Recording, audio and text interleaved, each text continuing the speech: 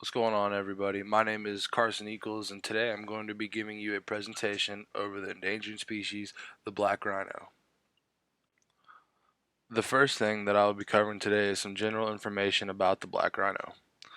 The scientific name of the black rhino is Diceros bicornis. Almost 98% of the total population is found in just 4 countries: South Africa, Namibia, Zimbabwe, and Kenya.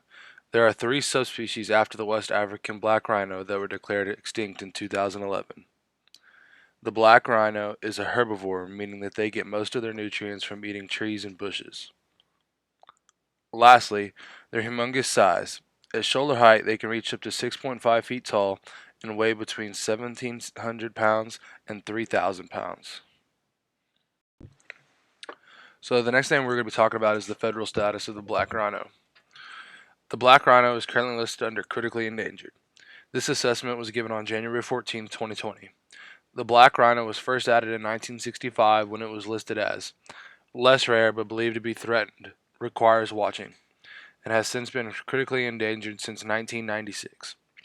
While black rhino numbers have more than doubled since bottoming out in the mid-1990s due to increased protection and enhanced biological management to keep more subpopulations productive, the species qualifies as critically endangered due to the scale of the decline in numbers over the past 3 generations as a result of very heavy poaching in the 70s, 80s, and early 1990s. So next is the Texas status of the black rhino.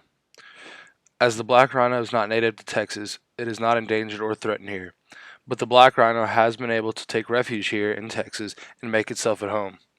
As black rhinos were nearly poached to extinction, the government in Zimbabwe started exporting these rhinos to Texas, and now we are the leading destination for rhinos more than any other U.S. state. As the Texas heat is similar to Africa, the black rhino has been able to be studied and have a safe, poach-free environment to live out their days where they will be taken care of to the fullest extent.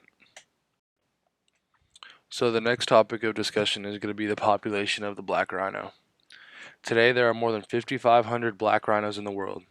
The WWF launched an international effort to save wildlife in 1961, rescuing black rhinos, among many other species, from the brink of extinction.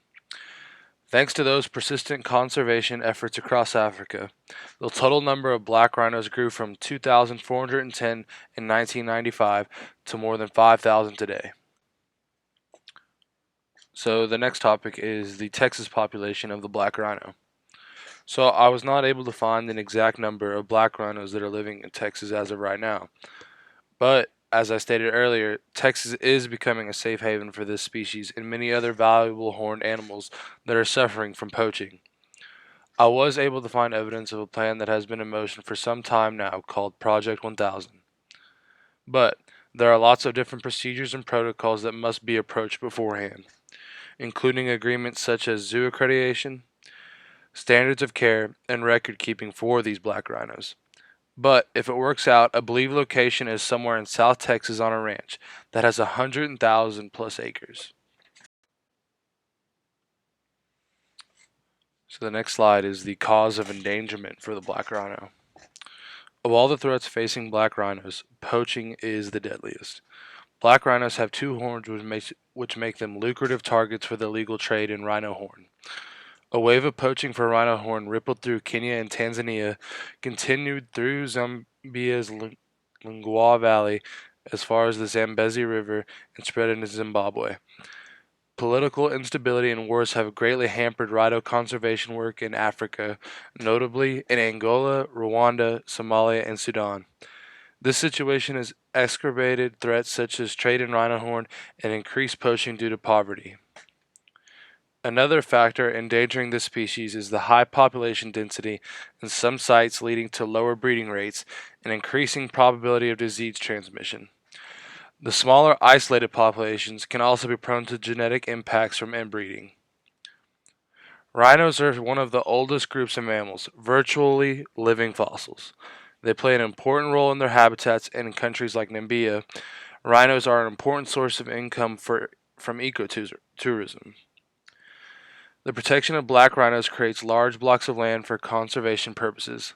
This benefits many other species, including elephants. So, what is being done to help the black rhino? So, on this slide, I have attached a video from the WWF on their black rhino range expansion project and what is being done to help the black rhinos in Africa. Some things that they're doing are promoting wildlife-based tourism that helps fund conservation efforts and gives local communities an income from living alongside wildlife.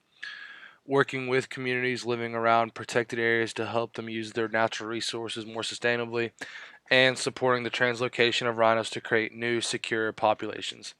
So you can obviously find out more about watching this video. It's very detailed and very informative, and I highly suggest you watch it.